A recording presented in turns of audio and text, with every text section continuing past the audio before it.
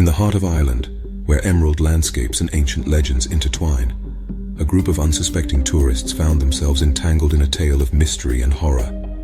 It was a time when the country was swept by an unexpected wave of greed and vengeance, orchestrated by none other than the mischievous and vengeful leprechauns. The tourists, seeking refuge from the chaos that had befallen the land, sought shelter in an old castle nestled atop a hill. Little did they know that their chosen sanctuary held secrets as ancient as the rolling hills surrounding it. As the last of the tourists crossed the threshold, the heavy wooden door creaked shut behind them, sealing their fate within the stone walls of the castle. The interior of the castle, though grand and imposing, bore the weight of centuries-old stories. Portraits of stoic nobility adorned the walls, their eyes seeming to follow the newcomers with an eerie intensity. Unbeknownst to the tourists, the castle was once a haven for leprechauns during times of human turmoil, and they were not about to relinquish their refuge without a fight. As night descended, the castle's atmosphere became charged with supernatural energy. Shadows danced along the ancient tapestries, and whispers echoed through the drafty corridors. It was then that the tourists, gathered in the grand hall, felt an ominous presence enveloping them. From the darkness emerged the leprechauns, not the playful and jovial creatures of folklore, but beings fueled by greed and a thirst for revenge. Their emerald eyes glowed malevolently as they revealed their ancient pact with the castle, a pact broken by the arrival of humans seeking shelter. The leprechauns, angered by the intrusion, unleashed their mystical powers upon the tourists. Illusions twisted reality, corridors shifted like mazes, and the very stones of the castle seemed to conspire against the interlopers. The tourists, realizing they were at the mercy of supernatural forces, sought to appease the leprechauns. Desperation led the tourists to make an offering, a chest filled with trinkets and gold coins, attempting to satisfy the insatiable greed of the vengeful leprechauns.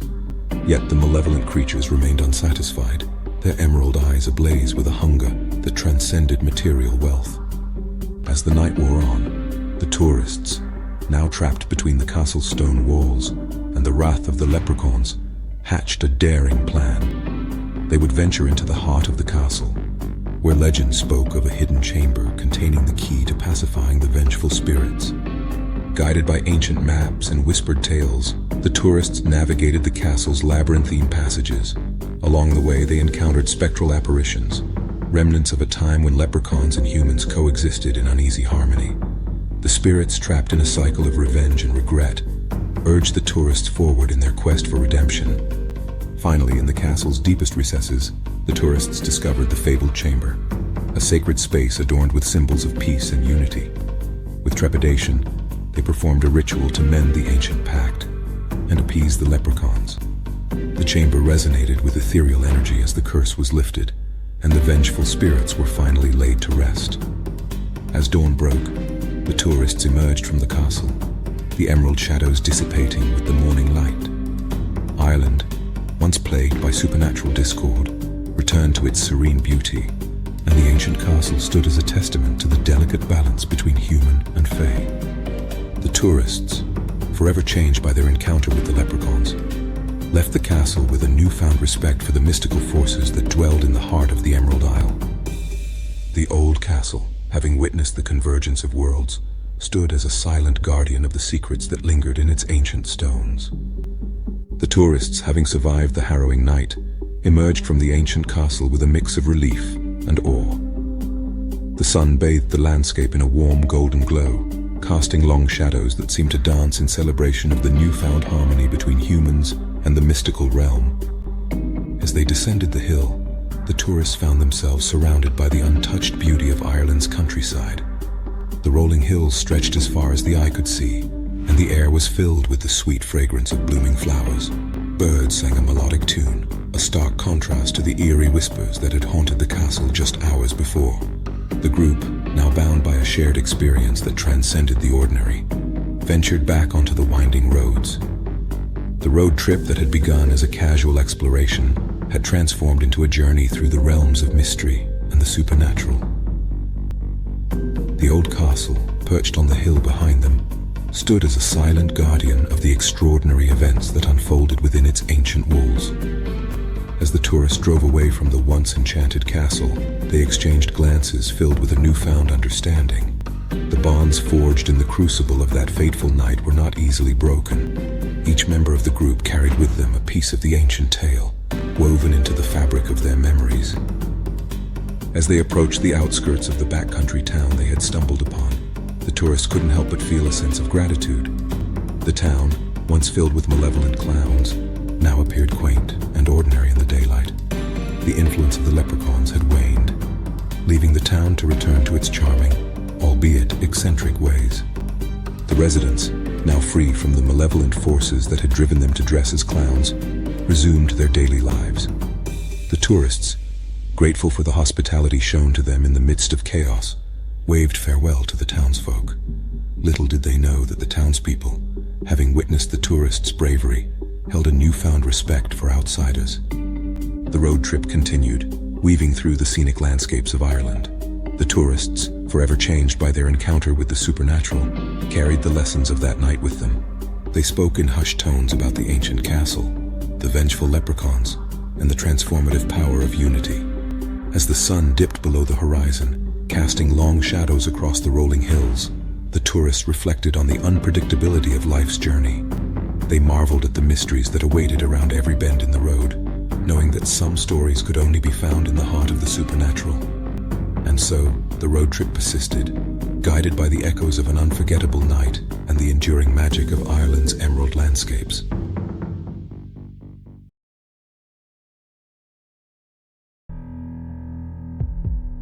In the small town of Meadow Ridge, an unsettling mystery unfolded each Easter. The joyous holiday, synonymous with egg hunts and laughter, took a sinister turn as a figure dressed in an old, dirty Easter bunny suit began to haunt the children of the community.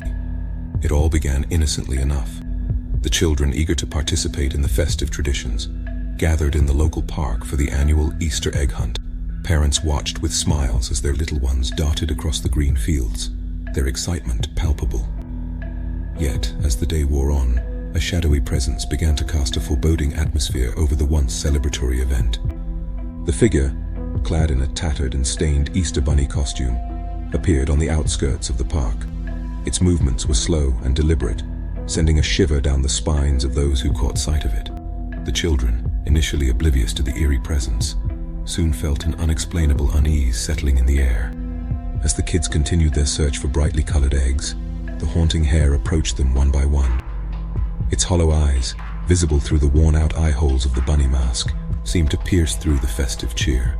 Whispers circulated among the children, tales of encounters with the unsettling figure, each child describing an inexplicable feeling of dread. Parents dismissed the stories as overactive imaginations fueled by the spooky costume. However, as the days passed, the children's unease did not wane. Nightmares plagued their sleep, and some claimed to hear soft, haunting melodies echoing in the stillness of the night. The town, once vibrant with the laughter of children, became shrouded in an atmosphere of fear. Parents organized meetings to discuss the peculiar occurrences, but no explanation could be found. The Easter Bunny, a symbol of joy, had transformed into an ominous specter, haunting the collective consciousness of Meadow Ridge. Desperation grew within the community as the figure continued to appear, its presence seemingly unavoidable. Attempts to confront the haunting hare were met with mysterious disappearances, leaving the town in a perpetual state of fear. Some believed it to be a manifestation of an ancient curse, while others suspected a malevolent force had taken residence in the bunny suit.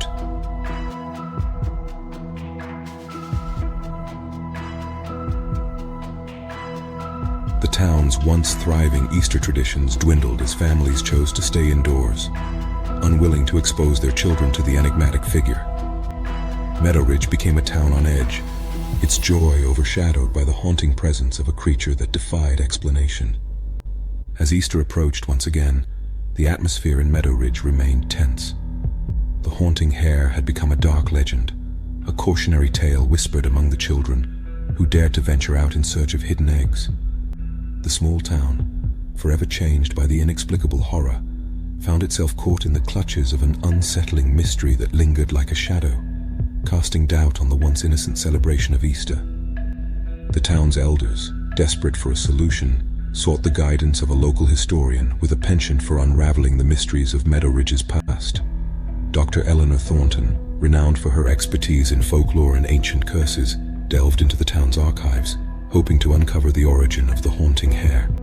As Dr. Thornton sifted through dusty records and faded manuscripts, she stumbled upon a forgotten tale dating back centuries.